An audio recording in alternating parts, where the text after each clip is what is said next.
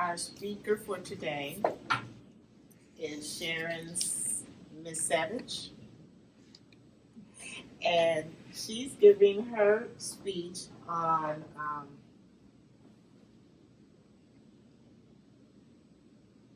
it's a melodrama. So she is presenting interpretive reading. So Sharon was a founding member of the Ford Toastmasters, the first Toastmasters club at Ford. She was also the mentor to the Credible Communicators Club during its formation. She is working on completing her DTM award.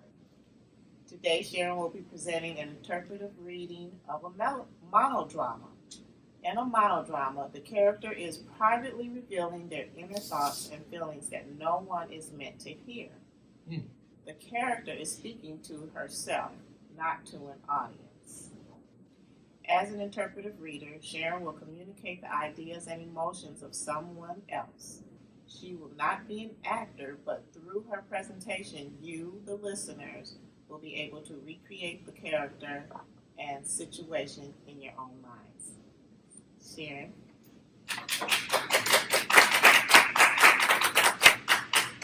Sharon, do you have a feedback? Oh, I do. Okay. It's number 3. Okay. Oh, yeah. So this is 5 to 7, right? Yes, it is.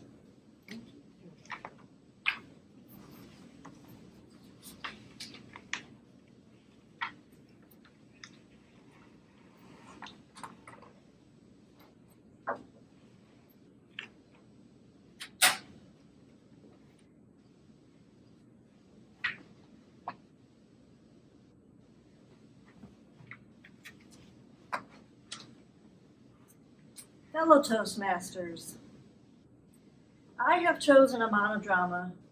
It's also called a monologue.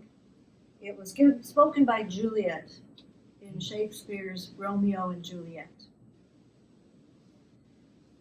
Romeo and Juliet are the passionate young lovers of the two feuding families, the Montagues and the Capulets.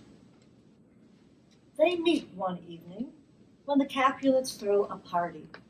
And at this party, they want their daughter, Juliet, to meet the man that they would like her to marry, like next week. Unfortunately, Romeo disguises himself and he crashes the party. The Montagues are not supposed to go to Capulet parties. So Juliet's cousin, Tybalt, is very upset with Romeo. And he wants to fight him with a duel with swords right there on the spot. But Juliet's father says, no, you're not going to do that. Party's over. Well, unfortunately, Romeo overhears Juliet on her balcony later that evening. You know the speech. Romeo, Romeo, wherefore art thou? Well, he overhears her mooning about him, and they vow their love to each other. And they agree that they will secretly marry tomorrow. And Romeo's friend, Friar Lawrence, will do the ceremony. So let's fast forward to the next day, middle of the afternoon. Romeo and Juliet are married. Romeo's very happy now. He's rowing the town with his friends, and he runs into Tybalt. Well, Tybalt is still very upset with Romeo, and he still wants to duel. And Romeo's not in the mood to duel anymore. I mean, he's married now to a Capulet. But Mercutio says, I'll fight you, Tybalt. Mercutio is Romeo's best friend. Well, Tybalt and Mercutio fight. Tybalt kills Mercutio. So now Romeo says, well, I have to avenge this death of my friend. So now he duels Tybalt, winds up killing Tybalt. And now the magistrate banishes Romeo from the city. So Juliet, of course, is torn by despair. My cousin has been killed by my husband of 3 hours, who is now banished. What am I? And on top of all that, my parents still want me to marry Paris in a couple of days. So what is she supposed to do? She goes to Friar Lawrence. It's Can you come up with a plan, please? Get me out of my dilemma. So my monologue, or her monologue, takes place the night before her wedding to Paris. Friar Lawrence's plan is that he will give her a potion that she will drink. This potion will mimic death. Her parents and everyone will think she's dead. They will put her in the family vault. Friar Lawrence will tell Romeo, go get Juliet, and they'll run away happily ever after. So let us go into Juliet's room. She has just wished good night to her mother and her nurse. All the preparations for the wedding tomorrow are complete. They're all going off to their rooms to get some rest.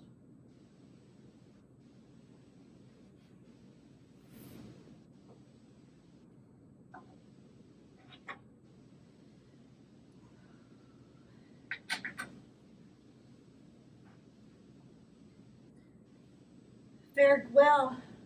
God knows when we'll meet again. I have a faint cold fear thrills through my veins that almost freezes up the heart of life. I'll call them back again to comfort me. Nurse!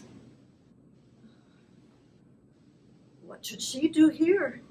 My dismal scene, I needs must act alone. Come, vial. What if this mixture do not work at all? Shall I be married tomorrow morning? No, no, this shall forbid it. Lie thou here. What if it be a poison, which the friar subtly hath ministered to have me dead, lest in this marriage he should be dishonored, because he married me before to Romeo? I fear it is, and yet he thinks it should not, for he hath still been tried a holy man. How if, when I am laid to the tomb, I wake before the time that Romeo come to redeem me? There's a fearful point. Shall I not then be stifled in the vault, to whose foul mouth no healthsome air breathes in, and there die strangled ere my Romeo comes? Or if I live, is it not very like the horrible conceit of death and night, together with the terror of the place, as in a vault, my ancient receptacle, where for these many 100 years the bones of all my buried ancestors are packed, where bloody Tybalt, yet but green in earth, lies festering in his shroud, whereas they say at some hours in the night spirits resort. Alack, alack, is it not like that I, so early waking, what with loathsome smells and shrieks like mandrakes torn out of the earth, that living mortals hearing them run mad? Or if I wake, shall I not be distraught, environed with all these hideous fears, and madly play with my forefathers' joints, and pluck the mangled Tybalt from his shroud, and in this rage with some great kinsman bone, as with a club dash out my desperate brains? Oh, look, methinks I see my cousin's ghost seeking for Romeo, that did spit his body upon a rapier's sword. Stay, Tybalt, stay. Romeo, I come. This do I drink to thee.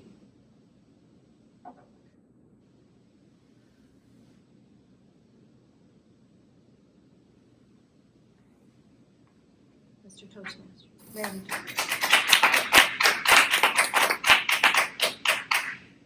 How does it end? Well, I'm not supposed to actually act it out, so Yeah. she takes the vial, she drinks it, and then the curtain closes on the stage, but so she actually falls asleep And that's why I put my Oh. head down. Is that the end of the? Oh no. Oh, no. Oh, you don't know the end of Romeo and Juliet? I know it's tragedy, right? It's a Yeah. tragedy. Well, she falls. Can I do this now? You can tell him he asked. So what happens is she takes the potion. She does fall asleep. The color fades from her face. Everyone does think she's dead. And they put her in the vault. But unfortunately, Friar Lawrence, who is supposed to be telling Romeo of the plan, he gets waylaid, or his message to Romeo gets waylaid. Oh.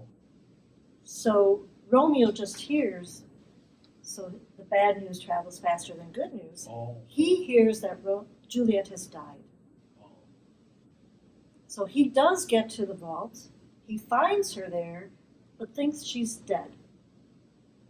So he kills himself. Oh. She wakes up, sees Romeo's dead body, and she's like, oh, what's going on? And Friar Lawrence comes, and he says, oh, Juliet, everyone thought you were dead, and I didn't get to tell them that you weren't dead, but he's really dead. And she takes Romeo's dagger, and she Oh. kills herself. All I knew was that they both killed themselves. That That was the only thing I knew. And then I think the family, towards the end, the parents, the Montagues and the Capulets, resolve not to feud anymore because there's been too much bloodshed. So something good does come out of the story. But, yeah. Okay. Thank you.